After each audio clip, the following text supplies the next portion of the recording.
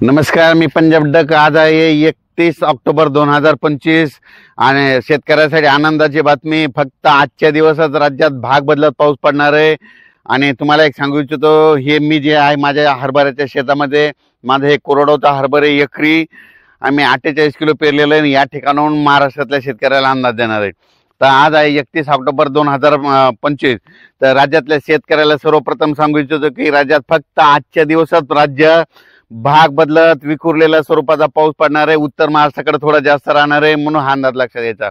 पण राज्यातल्या सर्व शेतकऱ्याला सांगू इच्छितो, उद्या 1 नोव्हेंबर पासून राज्यातला पावसाचा जोर कमी होणार आहे।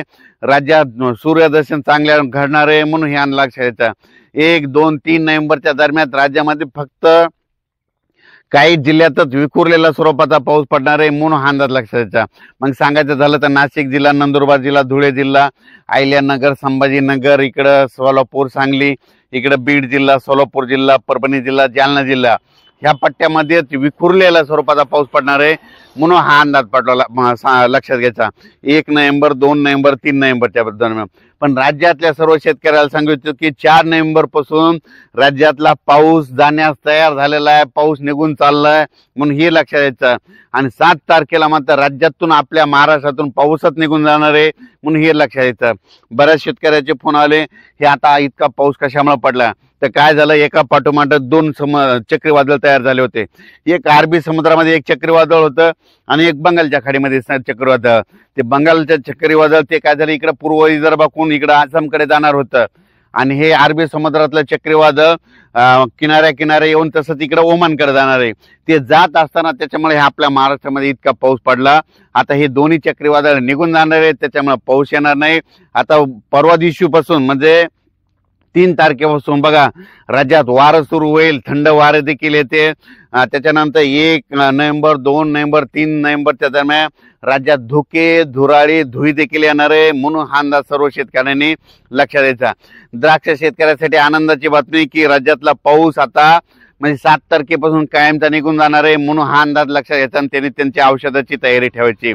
आणि राज्यातल्या सर्व पुन्हा कांदा रोप टाकणाऱ्या शेतकऱ्यासाठी आनंदाची बातमी, तुम्ही काय करता, कांद्याचं रोप टाकू शकता। आणि राज्यातल्या सर्व शेतकऱ्यांना ज्यांना हरभऱ्याची, ज्वारीची पेरणी राहिलेली असेल तर तुम्ही काय करता, जशी आता वापसा होईल तसं तुम्ही हरभरा पेरू शकता, कारण की राज्यात आता थंडीला सुरुवात होणार आहे।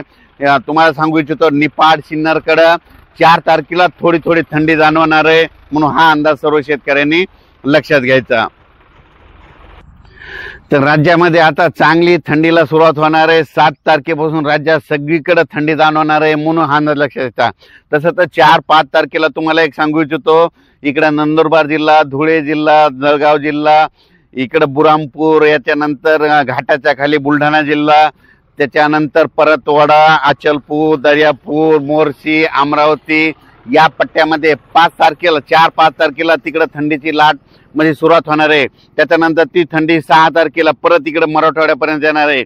7 तारखेला ती थंडी आपलं सांगली, सातारा, इकडे सोलापूर म्हणजे दक्षिण पट्ट्याकडे जाणार आहे, म्हणून हा अंदाज लक्षात घ्यायचा। 8 तारखेला राज्यात सगळीकडे थंडी दिसणार आहे। 8 तारखेला सगळ्यांना असं वाटेल की आता हिवाळा सुरू झाला असं म्हणून जाणवणार आहे, म्हणून हे लक्षात घ्यायचं। पण तुम्हाला एक सांगू इच्छितो की राज्यामध्ये उद्यापासून राज्यात धुके, धुराळी अशी धुई येईल की रस्त्यांना देखील दिसणार नाही। गाडी चालवत असताना तुम्हाला लाईट लावावं लागते, पिवळे लाईट लावावं लागते। अशी राज्यामध्ये आता 1 ते 4 नोव्हेंबरच्या दरम्यान धुके येणार आहेत, म्हणून हा अंदाज लक्षात घ्यायचा। राज्यातल्या सर्व शेतकऱ्यांसाठी आनंदाची बातमी, राज्यात फक्त आजच्या दिवसात भाग बदलत विखुरलेल्या स्वरूपाचा पाऊस पडणार आहे। उद्यापासून राज्यातला पाऊस कमी होणार आहे, फक्त विखुरलेल्या स्वरूपाचा राहील, भाग बदलत पडणार आहे, सर्वदूर पडणार नाही, त्याच्यामुळे काही घाबरायची चिंता नाही। आणि जे सर्व शेतकऱ्याला सांगू इच्छितो की ज्यांची पेरणी राहिलेली असेल आता तुम्ही पेरू शकता। हरभरा पेरताना काय करा, बियाणाला औषध लावा आणि पेरणी करत असताना बियाणं जास्त पेरा। काय होईल की हे पाहू शकता की आम्ही 48 किलो एकरी पेरलेलं आहे, जरी आता ह्या पावसानं 50% जरी मिळालं तर 25% राहतंय, म्हणून हे पाहू शकता, हे आपलं कोरडवचं शेत आहे। यंदा 16 एकर हरभऱ्याचा प्लॉट आहे आणि याचं संपूर्ण नियोजन तुम्हाला सगळ्या शेतकऱ्याला सांगणार आहे। धन्यवाद।